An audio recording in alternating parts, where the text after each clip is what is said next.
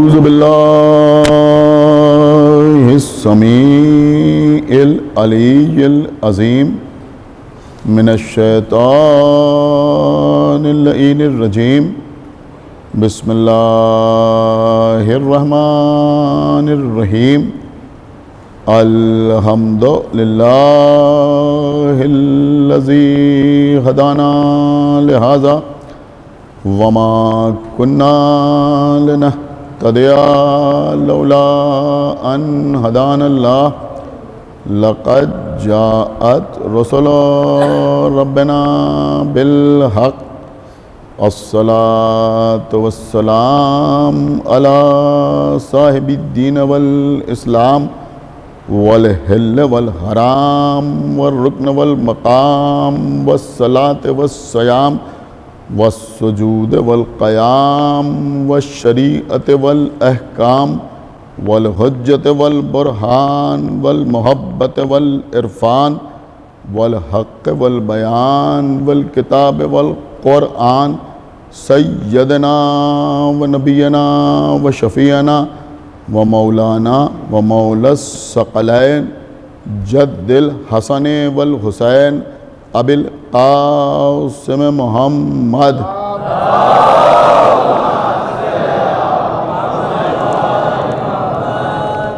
وعلى اہل بیتہ الطیبین الطاہرین المعصومین المظلومین المنتخبین المنتجبین الذین اذهب اللہ عنہم الرجس وطہرہم تطہیرا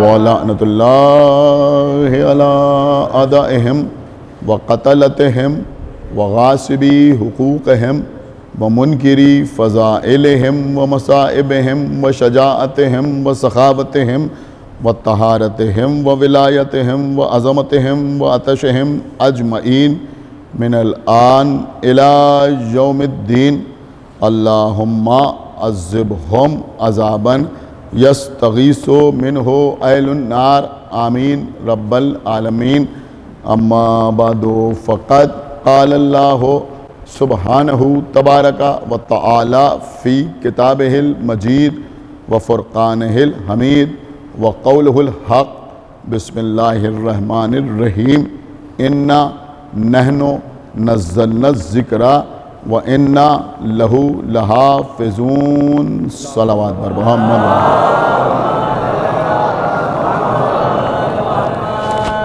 حضرات مسلسل آپ سے تحفظ ذکر کے عنوان پر گفتگو کا سلسلہ جاری و ساری ہے۔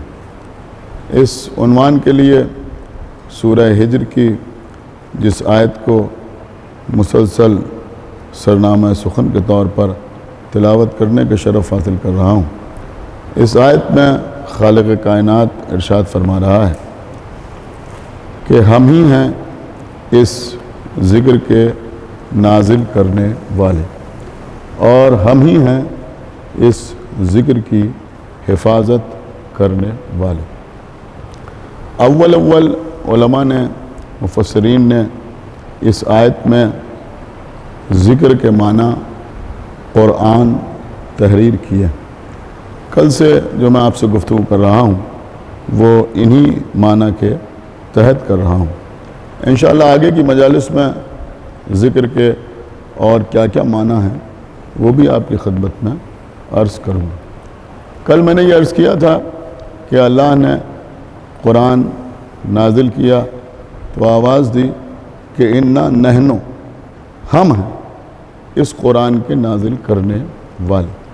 جہاں جہاں اللہ اپنے لیے میں کے بجائے ہم کا لفظ استعمال کرتا ہے، میں نہیں بلکہ علماء یہ کہتے ہیں کہ وہ امور وہ ہیں جو اللہ نے کسی کے وسیلے سے انجام دیے، کیونکہ اللہ نے قرآن کو جبرائیل کے وسیلے سے نازل کیا، یعنی نزول قرآن کے لیے جبرائیل وسیلہ بنے، لہذا اللہ نے نزول قرآن کے سلسلے میں اپنے لیے میں کے بجائے ہم کا لفظ استعمال کیا، انا کے بجائے نحنو کا لفظ استعمال کیا کہ ہم ہیں اس قرآن کے نازل کرنے والے۔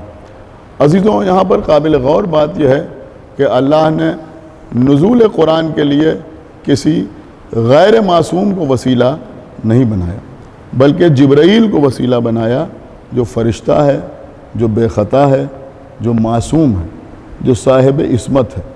اللہ نے معصوم فرشتے کو، حالانکہ فرشتوں کی عصمت اور ہے، انبیاء کی عصمت اور ہے، اور محمد و آل محمد کی عصمت اور ہے۔ ایک صلوات پڑھیں بر محمد و آل محمد۔ لیکن بہرحال فرشتہ بھی معصوم ہے، تو اللہ نے معصوم فرشتے کو نزول قرآن میں وسیلہ قرار دیا، یہ بتانے کے لیے کہ دیکھو نزول قرآن کے لیے بھی کسی غیر معصوم کو وسیلہ نہیں بنایا جا سکتا۔ اللہ نے جس فرشتے کو اللہ نے وسیلہ قرار دیا، اسے جبرائیل کہتے ہیں، اسے سید الانبیاء کہتے ہیں، اسے استاد ملائک کہتے ہیں، اسے روح الامین کہتے ہیں، اسے امین وحی کہتے ہیں۔ اگر آپ بولنا چاہیں تو میں ایک جملہ آپ کے سامنے عرض کروں کہ تمام مسلمان فرشتوں کے نام کے ساتھ علیہ السلام لگاتے ہیں، رضی اللہ نہیں لگاتے۔ ایک صلوات پڑھے بر محمد و آل محمد۔ کچھ آپ حضرات نے اللہ جانے غور کیا یا نہیں غور کیا، کوئی بھی مسلمان ہو، اگر وہ کہے گا کہ میکائیل تو کہے گا میکائیل علیہ السلام، اگر وہ کہے گا اسرافیل تو کہے گا اسرافیل علیہ السلام، اگر وہ کہے گا جبرائیل تو کہے گا جبرائیل علیہ السلام۔ کچھ غور فرمایا آپ نے، کیا کہے گا؟ جبرائیل علیہ السلام۔ اس کا مطلب یہ ہوا کہ جبرائیل کو تمام کے تمام مسلمان علیہ السلام کہتے ہیں، رضی اللہ نہیں کہتے۔ اب ذرا آپ خدا کے لیے توجہ فرمائیں کہ اللہ کہہ رہا ہے ہم ہی ہیں اس قرآن کے نازل کرنے والے، اور ہم ہی ہیں اس قرآن کی حفاظت کرنے والے۔ تو اس کا مطلب یہ ہوا کہ نزول قرآن میں بھی اللہ نے کسی کو وسیلہ بنایا، اور حفاظت قرآن کے لیے بھی اللہ نے کسی کو وسیلہ بنایا۔ اب آپ مجھے بتائیں کہ جب نزول قرآن کے لیے اللہ کسی رضی اللہ کو وسیلہ نہیں بناتا بلکہ علیہ السلام کو وسیلہ بناتا ہے، تو حفاظت قرآن کے لیے کیا اللہ کسی رضی اللہ کو وسیلہ بنا لے گا؟ ایک صلوات پڑھیں بر محمد و آل محمد۔ ایک صلوات اور پڑھ دے بر محمد و آل محمد۔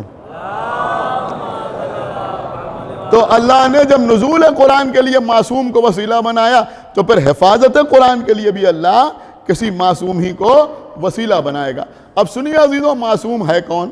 بہت سمجھدار مجمع میرے سامنے بیٹھا ہوا ہے، اور ظاہر سی بات ہے کہ مجلس بہت دور تک جا رہی، یہاں تو چند لوگ ہیں، لیکن میں سمجھتا ہوں بہت زیادہ لوگ مجلس کو سماعت فرما رہے ہیں، اور خداوند عالم ان حضرات کے اجر میں اور اضافہ فرمائے کہ جو یہاں مجلس میں آ کے فرش عزا پر شرکت نہیں فرما پا رہے ہیں بلکہ آن لائن مجلس کو ملاحظہ فرما رہے ہیں، خداوند عالم ان کو صبر بھی عطا کرے اور ان کی جزا میں اضافہ فرمائے۔ میری بات کو سنیں اور بہت غور سے سنیں، اور اس بات کو دوسروں تک بھی پہنچانے کی کوشش کریں۔ دیکھیے عزیزوں، دین حاصل کرنے کے لیے، یا پھر میں یوں کہوں کہ قرآن کی تفسیر حاصل کرنے کے لیے، قرآن کے معنی کو اخذ کرنے کے لیے 3 طرح کے وسیلے لوگوں نے اختیار کیے۔ کچھ لوگوں نے ازواج کو وسیلہ بنایا، ازواج رسول کو وسیلہ بنایا۔ کچھ لوگوں نے اصحاب رسول کو وسیلہ بنایا۔ الحمدللہ ہم نے اہل بیت کو وسیلہ بنایا۔ کچھ غور کر رہے ہیں آپ؟ لیکن اللہ نے حفاظت قرآن کی ذمہ داری غیر معصوم کو نہیں دی۔ پھر کیسے دی؟ کہ معصوم کو دی۔ میں کیا عرض کر رہا ہوں عزیزو، ہماری بات نہیں ہے، خدا کے لیے توجہ کے ساتھ سنیے، ہماری بات نہیں ہے، ہمارے علاوہ بھی جتنے مسلمان ہیں، کوئی بھی مسلمان، دیکھیں میں سوچ سمجھ کے جملہ عرض کر رہا ہوں کہ دنیا کا کوئی بھی مسلمان نہ تو ازواج رسول کی عصمت کا قائل ہے، نہ اصحاب رسول کی عصمت کا قائل ہے۔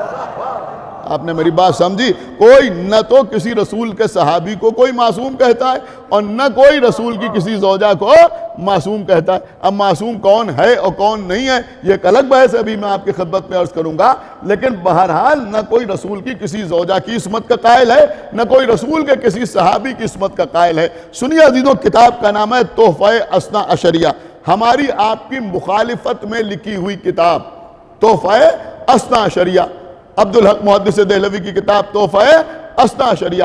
تحفہ اثنا عشریہ میں محدث دہلوی نے وہ کتاب جو ہماری مخالفت میں لکھی گئی ہے اس میں انہوں نے یہ تحریر کیا. اب میں دیکھتا ہوں کون خاموش رہتا ہے. اس میں انہوں نے یہ تحریر کیا کہ اہل سنت والجماعت کا، دیکھیں جو جملے ہیں بالکل وہی جملے آپ کی خدمت میں عرض کرنا، سنیے گا. وہ کہتے ہیں اہل سنت والجماعت کا عقیدہ نہیں، نظریہ نہیں، قول نہیں، کہنا نہیں، بلکہ وہ کہتے ہیں اہل سنت والجماعت کا مذہب بھی یہی ہے. اہل سنت والجماعت کا مذہب بھی یہی ہے کہ جنگ جمل اور جنگ صفین میں مولا علی حق پر تھے. ایک صلوات بڑے محمد وآل محمد. بھئی کچھ غور کیا آپ نے یا نہیں غور کیا؟ ہم تو وہ ہیں کہ جو مجلسوں میں علی حق کے نعرے لگاتے ہیں. اب ان کا کیا کیا جائے کہ زبان سے نہیں کہتے لیکن لکھنا پڑتا ہے. اس کا مطلب یہ ہوا کہ ان کا پرانا مزاج ہے کہ جو لکھتے ہیں وہ زبان سے کہتے نہیں. غور فرمایا آپ نے؟ ایک صلوات پڑھے بر محمد وآل محمد پر. تو وہ کیا لکھ رہے ہیں؟ وہ لکھ رہے ہیں کہ اہل سنت والجماعت کا مذہب بھی یہی ہے کہ جنگ جمل اور جنگ صفین میں مولا علی حق پر تھے. اب اگر ہمارا کوئی لکھتا تو وہ لکھتا کہ ان کے مقابلے پہ آنے والے باطل پر تھے، لیکن اب ان کی مجبوری ہے لہذا وہ کیا لکھتے ہیں؟ اب ان کا جملہ سنیے گا، آپ کے مطلب کی بات ہے. وہ کہتے ہیں کہ جنگ جمل اور صفین میں مولا علی حق پر تھے اور مولا علی کے مقابلے پر آنے والے خطا اور غلطی پر تھے. کہے پر تھے؟ نہیں غور کیا آپ نے. خطا پر تھے اور غلطی پر تھے. اس کا مطلب یہ ہوا کہ جنگ جمل ہو یا جنگ صفین ہو، جو بھی مولا علی کے مقابلے پر آیا یا آئی،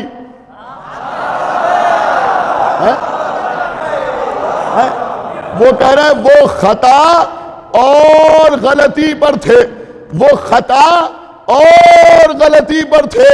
بہرحال دوسرا بھی کوئی اچھا کام کرے تو اسے اپریشیٹ کرنا چاہیے. میں سمجھتا ہوں کہ محدث دہلوی جیسی ہمت ہر شخص میں ہونا چاہیے کہ اگر ماں سے بھی خطا ہو تو ایکسپٹ کرے.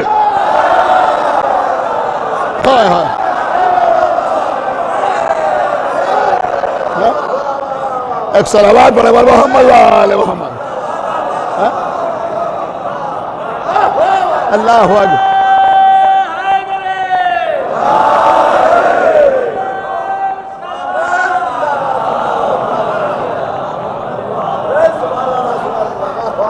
صرف سرکار باب المراد کی عطا ہے. پوری توجہ آپ حضرات کی چاہتا ہوں. انہوں نے لکھا کہ آنے والے خطا اور غلطی پر تھے.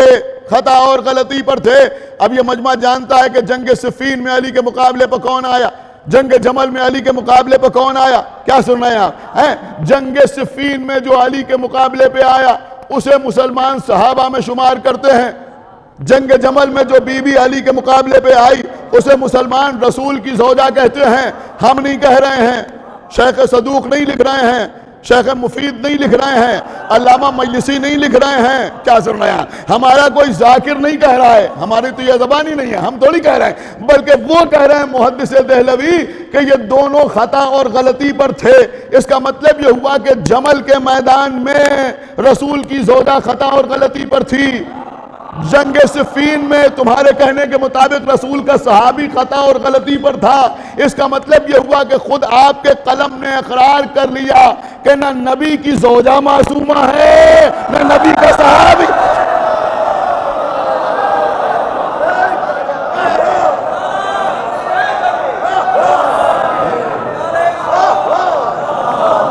مانا یا نہیں مانا؟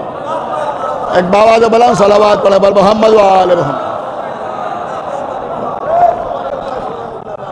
اب سنیے اس کے بعد وہ کیا لکھتے ہیں. اس کے بعد وہ لکھتے ہیں کہ یہ بیچارے، اللہ اکبر، سنا نہیں آپ؟ وہ لکھتے ہیں یہ بیچارے.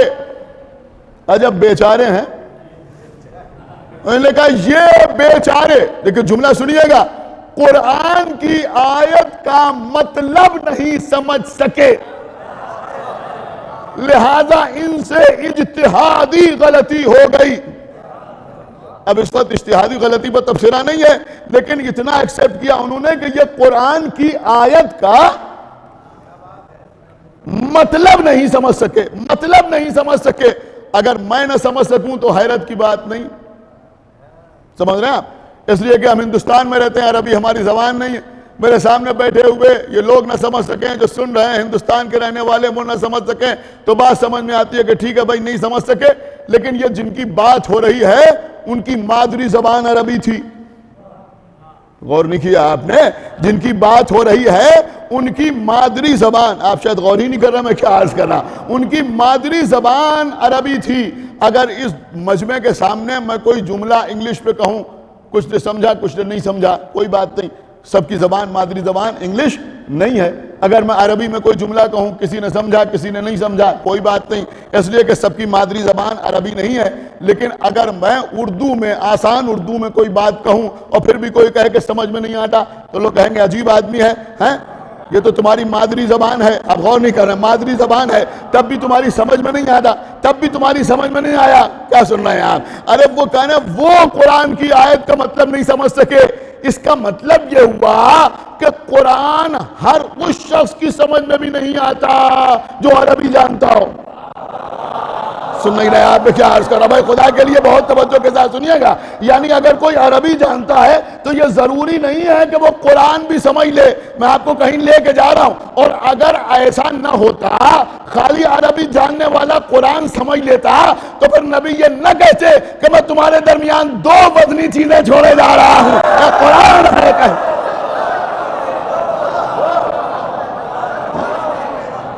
ایک صلوات پڑھے بر محمد و آل محمد.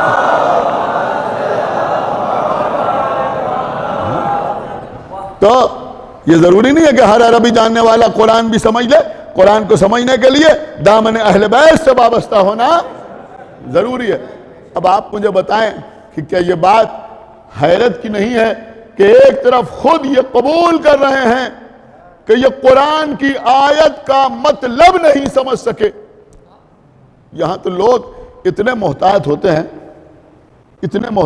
ہیں کہ اگر کوئی مولوی، کوئی عالم یا مثلا کوئی ذاکر، کوئی خطیب ممبر پر قرآن مجید کی آیت پڑھے اور زبر زیر کی غلطی ہو جائے تو لوگ کہتے ہیں صاحب عجیب آدمی ہیں یہ، قرآن کی آیت پڑھ رہے تھے، زبر پڑھنا چاہیے تھا زیر پڑھ دیا، زیر پڑھنا چاہیے تھا زبر پڑھ دیا. اور وہاں عالم کیا ہے؟ خود قبول کر رہے ہیں کہ یہ قرآن کی آیت کا مطلب نہیں سمجھ سکے. اب آپ ذرا بے احتیاطی ملاحظہ فرمائیے کہ جو قرآن کی ایک آیت کا مطلب نہیں سمجھ سکے، سارا دین انہی سے لینے کے لیے تیار ہے. ایک صلوات پڑھے بر محمد و آل محمد. سارا دین. ایک صلوات اور پڑھ دیں بر محمد و آل محمد. بس قبلہ میں بہت دیر آپ کو زحمت نہیں دینا چاہتا. آج میں چاہتا ہوں کہ مصائب پڑھ دوں آپ کی خدمت میں، لیکن اس سے پہلے چند باتیں عرض کرنا ضروری. تو عزیزوں یہ ہے حفاظت قرآن. تو حفاظت قرآن کون کرے گا؟ کہ چونکہ نزول قرآن کے لیے اللہ نے معصوم فرشتے کو وسیلہ بنایا، لہذا حفاظت قرآن کے لیے بھی معصوم کا ہونا ضروری ہے. ہو سکتا ہے کوئی کہے کہ بھائی حفاظت قرآن کی ضرورت ہی کیا ہے؟ نہیں، ضرورت کیوں نہیں؟ اس لیے کہ دشمنان قرآن کتنے طاقتور ہیں اس کا آپ کو اندازہ نہیں. بھائی آپ غور کیجئے، حفاظت دشمنوں ہی سے تو کی جاتی ہے نا. قرآن کے دشمن یہودی، میں نے غلط تو نہیں عرض کیا، یہودی قرآن کے دشمن، نصارہ قرآن کے دشمن، مشرکین قرآن کے دشمن، کفار قرآن کے دشمن، اور عرض کروں نبی کے زمانے کے منافقین. دیکھیں میں کہاں لے گیا آپ کو؟ قرآن کے دشمن. تو اب اتنے دشمنوں سے اللہ کو تحفظ قرآن کرنا ہے تو کسی نہ کسی کو وسیلہ تو بنانا ہے نا کہ جو قرآن کو یہودیوں سے بھی بچا لے، نصارہ سے بھی بچا لے، مشرکین سے بھی بچا لے، کفار سے بھی بچا لے، منافقین سے بھی بچا لے. اب آپ مجھے بتائیے، میں ایک بہت سیدھا سوال آپ سے کر رہا ہوں کہ اب قرآن کو بچانا ہے اتنی بڑی بڑی طاقتوں سے، تو کیا اب قرآن کو ان کے حوالے کر دیا جائے جو قرآن کے چند اوراق اتنی بڑی طاقتوں سے نہیں، بکری سے نہیں بچا پائے؟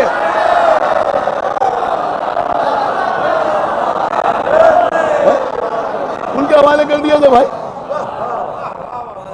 ایک صلوات اور پڑھے بھائی محمد و آل محمد.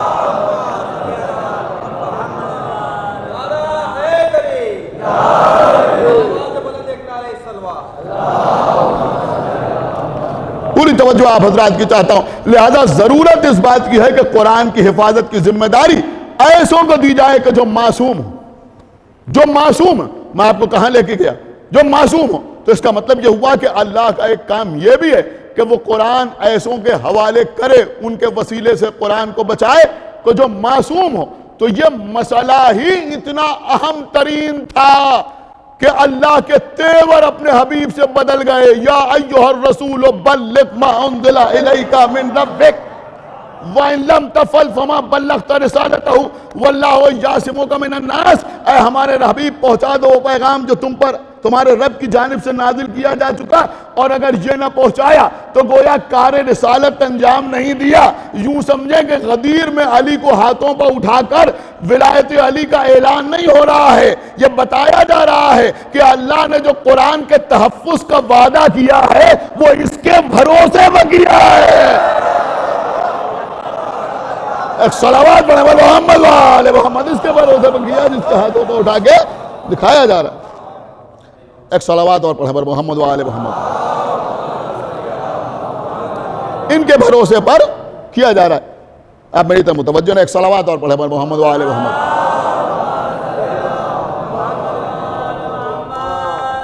تو غدیر کا میدان ہے، اللہ کے رسول ہیں، مولا علی کو دونوں ہاتھوں پر اٹھا کے دکھا رہے ہیں اور کیا فرما رہے ہیں؟ من کنت مولا ہو فہذا علی جن مولا. جس کا میں مولا ہوں، جس کا میں مولا ہوں، اس کا یہ علی مولا ہے. بس قبلہ بات تمام ہو رہی ہے. یہی ہمارا ایمان ہے، یہی ہمارا عقیدہ ہے. خدا بند عالم کروٹ جنت عطا کرے. خطیب اکبر مولانا مرزا محمد اطہر صاحب قبلہ بڑے خوبصورت سی بات ارشاد فرمایا کرتے تھے. وہ فرماتے تھے کہ غدیر میں اللہ کے رسول حدیث ارشاد فرما رہے تھے اور ہم نیچے بیٹھے ہوئے کلمہ پڑھ رہے تھے. ہم نیچے بیٹھے ہوئے کلمہ پڑھ رہے تھے. دیکھیں عزیزوں، جب کوئی سرکاری تحریر سامنے آتی ہے نا تو اس میں پوائنٹس لکھے ہوتے ہیں 1 2 3 4 5 اور آخر میں لگی ہوتی ہے مہر. مہر لگنے کا مطلب کیا ہوتا ہے پتہ ہے؟ مہر کا مطلب ہوتا ہے کہ اب اس کے بعد اگر کچھ لکھا جائے تو وہ لیگل نہیں. غور کر رہے ہیں؟ اس مہر کو کہتے ہیں خاتم. دیکھیں سنیں یہ مجموعہ، بچے بہت غور سے سنیں، ہو سکتا ہے کوئی نئی بات ہو ان بچوں کے لیے. اس مہر کو، اس سیل کو کہتے ہیں خاتم. پیغمبر اسلام کو جو خاتم الانبیاء کہا جاتا ہے، خاتم الانبیاء، یہ ان معنوں میں بھی کہا جاتا ہے کہ نبوت میں آخری، بس مہر لگ گئی، اب اس کے بعد کوئی نبی نہیں آئے گا. انبیاء کے خاتم ہے کون؟ پیغمبر اسلام. اور مہر کو خاتم اس لیے بھی کہا جاتا ہے کہ آج کل تو الگ سے سیل بنتی ہے، الگ سے مہر بنتی ہے. پہلے انگوٹھی کے نکینے کے اوپر وہ نقش ہوتے تھے اور اسی پر روشنائی لگا کے انگوٹھی سے وہ مہر لگا دی جاتی تھی. تو انگوٹھی کو بھی خاتم کہتے ہیں اور مہر کو بھی خاتم کہتے ہیں کیونکہ انگوٹھی سے مہر لگائی جاتی تھی. یہ خاتم اپنے ذہن میں رکھیں، مہر. اس کے بعد خطیب اکبر کا نقطہ ملاحظہ فرمائیں. وہ فرماتے تھے کہ ادھر رسول حدیث ارشاد فرما رہے تھے اور ہم نیچے بیٹھے ہوئے کلمہ پڑھ رہے تھے. اللہ کے رسول نے فرمایا اللہ مولایا، اللہ میرا مولا ہے. ہم نے کہا لا الہ الا اللہ. نبی نے فرمایا کہ انا مولا المومنین، اور میں مومنین کا مولا ہوں. ہم نے کہا محمد رسول اللہ. نبی نے فرمایا من کنت مولا ہو فہذا علی مولا. ہم نے کہا علی ولی اللہ. اور جیسے ہی ہمارا کلمہ مکمل ہوا اللہ نے جبرائیل کو بھیج کے مہر لگا دی الیوم اکملت لکم دینکم.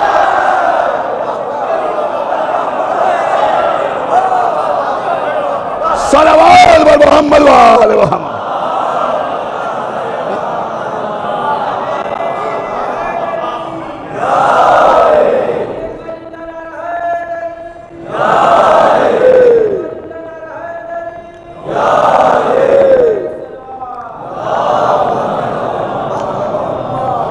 اکملت لکم دینکم واتممت علیکم نعمتی. بس ہم نے دین کو کامل کر دیا اور نعمتوں کو تم پر تمام کر دیا.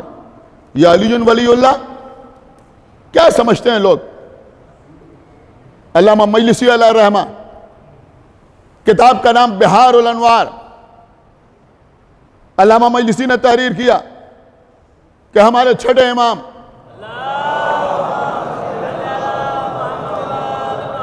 ہو سکتا ہے کچھ بچوں کے لیے بالکل نئی بات ہو، امام جعفر صادق علیہ الصلاۃ والسلام نے ارشاد فرمایا، ہمارے چھٹے امام نے ارشاد فرمایا کہ ہمارے جد کی حدیث ہے، ہمارے جد کی حدیث ہے، کس کی؟ پیغمبر اسلام کی۔ اللہ کے رسول نے ارشاد فرمایا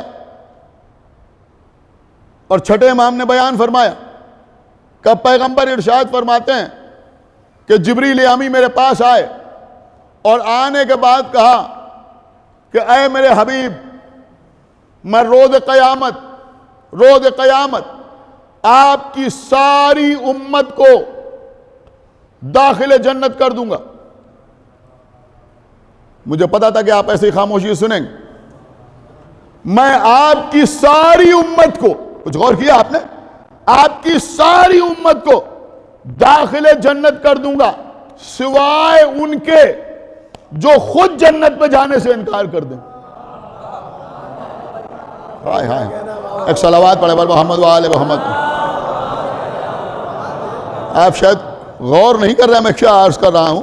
یہاں مجلس میں چند لوگوں کی پرمیشن ہے، ہر آدمی کوشش کرتا ہے کہ ہم بھی آ جائیں، روکا جاتا ہے نا کہ رک جائیے، لیکن اگر مثلا یہ حالات نہ ہوں، اگر آخر کے امامباڑے مجلس ہو رہی ہے اور باہر ایک بینر لگا دیا جائے کہ سب کو آنے کی اجازت ہے سوائے اس کے کہ جو خود نہ آنا چاہے۔ آپ شاید سنی نہیں رہے میں کیا عرض کر رہا ہوں، سوائے اس کے کہ جو خود نہ آنا چاہے، تو لوگ کہیں گے کون کم وقت ایسا ہوگا جو مجلس میں آنا نہ چاہے؟ سنایا یہی کہیں گے نا لوگ کہ بھائی کون ایسا بدبخت ہوگا جو مجلس میں نہ آنا چاہے؟ ہر آدمی آنا چاہ رہا ہے، اب پابندی ہے تو آنا چاہ رہے ہیں اور سب کھلا ہوا ہو تو کون ایسا ہوگا جو نہ آنا چاہے؟ لوگ کہیں گے بھائی یہ بینر لگانے کی ضرورت کیا ہے؟ تو اللہ کیا کہہ رہا ہے؟ میں سب کو جنت میں داخل کروں گا سوائے اس کے کہ جو خود جنت میں جانے سے انکار کر دے، جو خود جنت پہ جانے سے انکار کر دے۔ پیغمبر نے بھری ہوئی مسجد میں فرمایا کہ میں نے جبرائیل سے پوچھا کہ یہ بتاؤ وہ کون ہوں گے جو خود جنت پہ جانے سے انکار کریں؟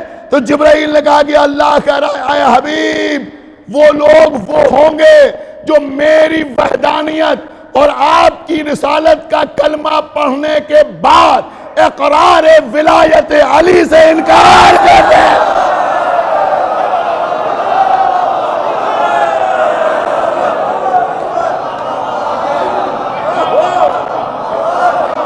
ایک صلوات پڑھے محمد و آل محمد۔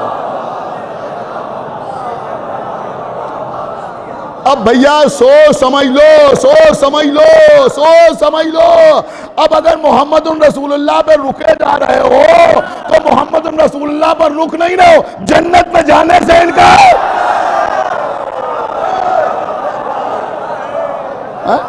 ایک صلوات پڑھے محمد و آل محمد۔ بس قبلہ بات تمام۔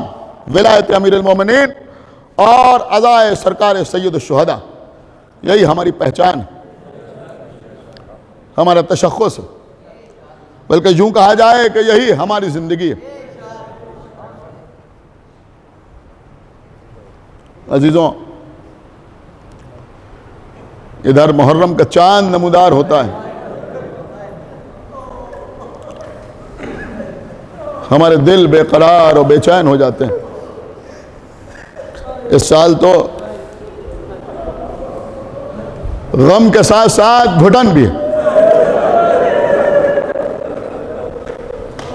خداوند عالم بطفیل محمد و آل محمد ہمارے اس گھٹن کو دور کرے، یہ بلا ختم ہو، ہم جیسے عزائے حسین کرتے تھے اسی انداز سے عزائے حسین کریں۔ ہماری جان قربان، آج 4 محرم،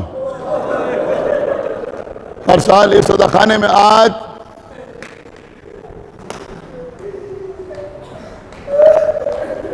بی بی زینب کے دونوں بچوں کا پرسہ آقا حسین کی خدمت پہ پیش کیا جاتا ہے۔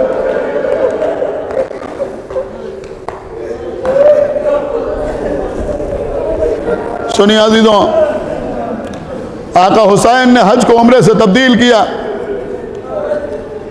امام حسین مکے سے روانہ ہوئے، جناب عبداللہ ابن جعفر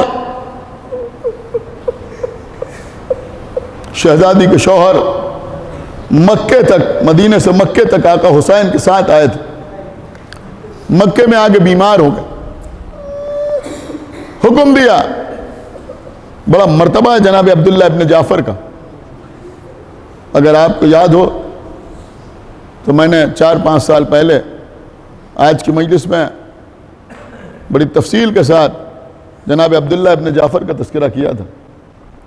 غالباً جہاں تک مجھے یاد ہے، اگر میں غلطی نہیں کر رہا ہوں تو 2015 میں۔ سنیے گا وہ مجلس بھی پھر سے نکال کر یوٹیوب پر۔ جناب عبداللہ ابن جعفر، بہت بڑی شخصیت کا نام ہے جناب عبداللہ ابن جعفر، بیمار ہو گئے۔ امام حسین نے کہا آپ واپس مدینے چلے جائیں، حکم تھا آقا کا مدینے کی طرف واپس چلے۔ آقا حسین آگے بڑھے، کچھ دور پہنچے تھے کہ کسی نے آگے اطلاع دی کہ عبداللہ ابن جعفر واپس آ رہے ہیں۔ پھر روکا قافلے کو، عبداللہ آقا حسین کے قریب آئے، کہا میرے شہزادے آپ پر سلام۔ آقا حسین نے جواب سلام دیا، کیا بات ہے عبداللہ؟ اگر آپ کی اجازت ہو تو میں اپنی شریک حیات سے کچھ گفتگو کر لوں۔ بسم اللہ۔ عبداللہ ابن جعفر بی بی زینب کی عماری کے قریب آئے، آگے صرف اتنا کہا، اے علی و فاطمہ کی بیٹی زینب آپ پر ہمارا سلام۔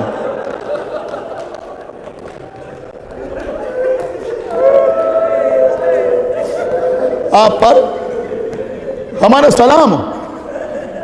شہزادی زینب نے جواب سلام دیا اور اس کے بعد کہا اے میرے والی، میرا اللہ گواہ ہے میں جب سے آپ کے عقد میں آئی کبھی ایک لمحے کے لیے آپ کی نافرمانی نہیں کی۔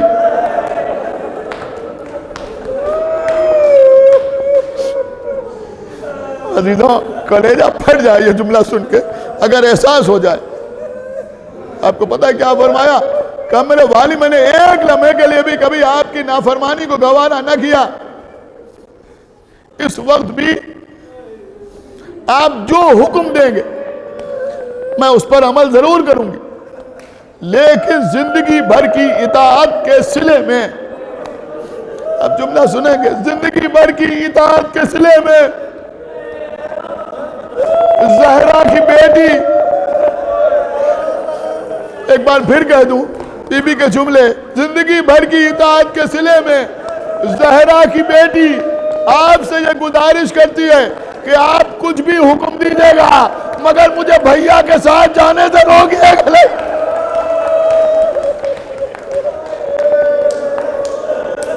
اے بی بی میں روکنے کے لیے نہیں آیا ہوں، اے بی بی میں روکنے کے لیے نہیں آیا ہوں۔ اے بی بی اگر آقا حسین مجھے حکم نہ دیتے تو میں واپس نہ جاتا، میں بھی کربلا چلتا آقا پر جان قربان کرنے کے لیے، لیکن بی بی میں آیا اس لیے ہوں کہ جب کوئی سفر پہ جاتا ہے تو صدقہ اس کے ساتھ کیا جاتا ہے۔ اے بی بی یہ ہمارے بچے اون و محمد ہیں، انہیں اپنے ساتھ لے جائیے، بیٹا سمجھ کے نہیں، حسین کا صدقہ سمجھ کے ساتھ لے جائیے۔ اللہ اکبر۔ اگر کوئی موقع آئے تو ایک کو میری جانب سے قربان کر دیجئے گا، ایک کو اپنی جانب سے قربان کر دیجئے گا۔ بی بی زینب کی آنکھوں سے آنسو جاری ہوئے۔ عبداللہ دل تو میرا بھی یہی چاہتا تھا کہ میں اون و محمد کو ساتھ لے کے جاؤں، لیکن آپ بیمار تھے لہذا میں نے نہ کہا۔ اللہ آپ کو اس قربانی کا اجر عطا کرے۔ عزیزوں قافلہ چلا، عبداللہ اپنے چند غلاموں کے ساتھ تنہا مدینے کی طرف واپس گئے، اون و محمد ماموں کے ساتھ چلے، قافلہ کربلا آ گیا۔ بس عزیزوں جلدی جلدی پڑھ رہا ہوں، روز عاشورہ امام حسین کے انصار جاتے رہے آتے رہے، جاتے تھے میدان سے لاشا واپس آتا تھا، اون محمد بار بار اٹھتے تھے، ماموں ہمیں میدان میں جانے کی اجازت میرے بچوں ہو، میں تمہیں میدان میں جانے کی اجازت کیسے دے دوں؟ تو میری چاہنے والی بہن کے بیٹے ہو۔ بچے بار بار اجازت مانگتے ہیں، امام حسین سے اجازت نہیں ملتی، یہاں تک ایک وقت ایسا آیا جب شہزادی زینب آقا حسین کے سامنے آئیں، اے بھیا حسین، اے بھیا حسین، میں کون ہوں؟ کہا آپ ہماری شریک کار ہیں۔ کہا بھیا حسین، کچھ میرا حق آپ پر ہے؟ کہا بے شک بہت بڑا حق ہے آپ کا ہمارے اوپر۔ کہا بھیا اگر میں کچھ مانگوں گی تو آپ دیں گے نا، عطا کریں گے؟ اے بھیا میں نے زندگی میں آپ سے کچھ نہیں مانگا، اے بھیا میرے بچوں کو میدان میں جانے کی اجازت دے دیجئے۔ آنکھوں سے آنسو روانہ ہوئے، آنسو رواں ہوئے حسین کی آنکھوں سے۔ بھیا عباس، حضرت عباس 2 گھوڑے لے کے آئے، ایک بچے کو حسین نے گود میں اٹھایا، دوسرے کو عباس نے اٹھایا، گھوڑوں کو سوار کیا۔ چھوٹی چھوٹے تلواریں جن کو نیمچے کہتے ہیں بچوں کی کمر میں لگے ہوئے ہیں۔ جاؤ میرے بچوں، خدا حافظ۔ بچے جانے لگے، پلٹ کے دیکھا ماموں حسین، اے ہمارے ماموں عباس، ہماری جنگ ضرور دیکھیے گا۔ اب عزیزوں، میں نے کسی کتاب میں نہیں دیکھا جو میں آپ کے سامنے منظر کشی کر سکوں۔ ایک جملہ کہہ رہا ہوں، دیکھتا ہوں کہ آپ برداشت کر سکتے ہیں نہیں کر سکتے۔ مجھے نہیں معلوم کہ حضرت عباس نے کس طرح بچوں کو خدا حافظ کہا۔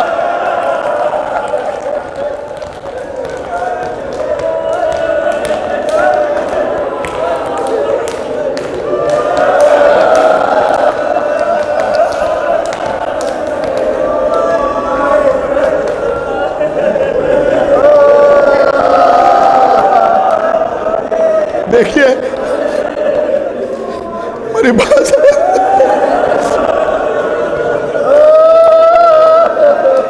یہ باب الحوائج باب المراد کی بارگاہ ہے۔ میں قسم کھا کے کہتا ہوں، حضرت عباس کا داہنا بازو قلم ہو جانا، بایاں ہاتھ کٹ جانا، آنکھ میں تیر لگنا، سینے کے تیروں سے چھلنی ہو جانا، سر پر گرز پڑنا، سر کے بل زمین پہ آنا، حضرت عباس کے لیے اتنی بڑی مصیبت نہیں ہے جتنی بڑی مصیبت عباس کے سامنے اون محمد کا مارا جانا، قاسم کا پامال ہونا۔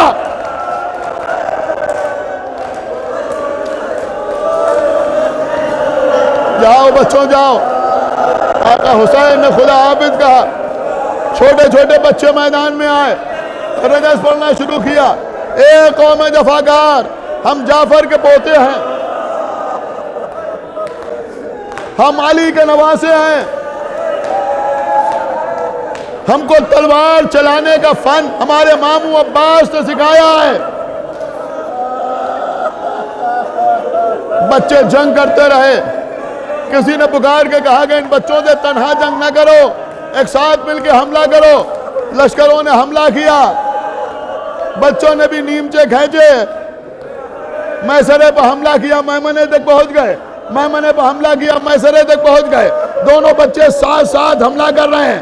ایک مرتبہ سازش کی گئی، ایک شخص ناقے پر سوار ہوا، ناقہ بچوں کے درمیان سے دوڑایا گیا، ایک بھائی دوسرے بھائی سے دور ہوتا چلا گیا، بیچ میں لشکر بڑھتا رہا، ایک بھائی اتنے بھائی سے اتنی دور ہوا کہ سر اٹھا کر دوسرے بھائی کو دیکھنا چاہا، کسی نے نیزے سے وار کیا اور زمین پہ آئے۔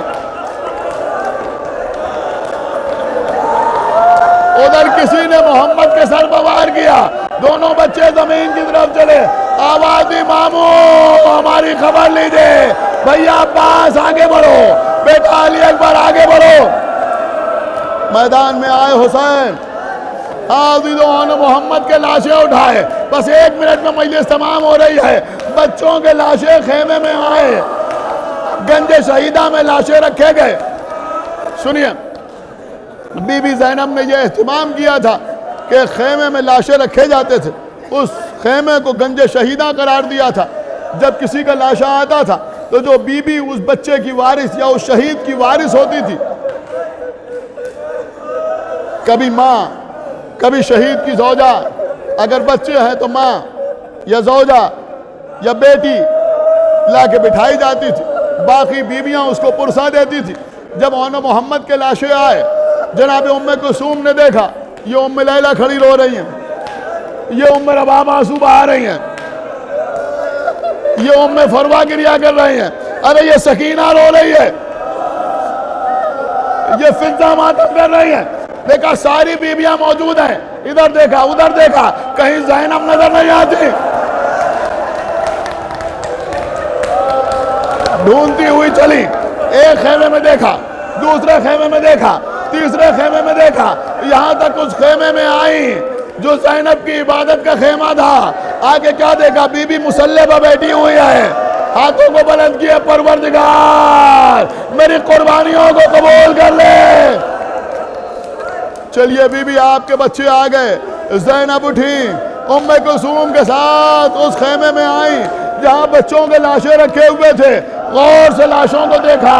بیویاں سمجھیں ابھی اپنے آپ کو گرا دیں گی، کبھی اون کے لبوں کو چومیں گی، کبھی محمد کے رخساروں کو پیار کریں گی، لیکن ایک مرتبہ زینب آگے بڑھی، لاشوں کے درمیان جگہ بنائی۔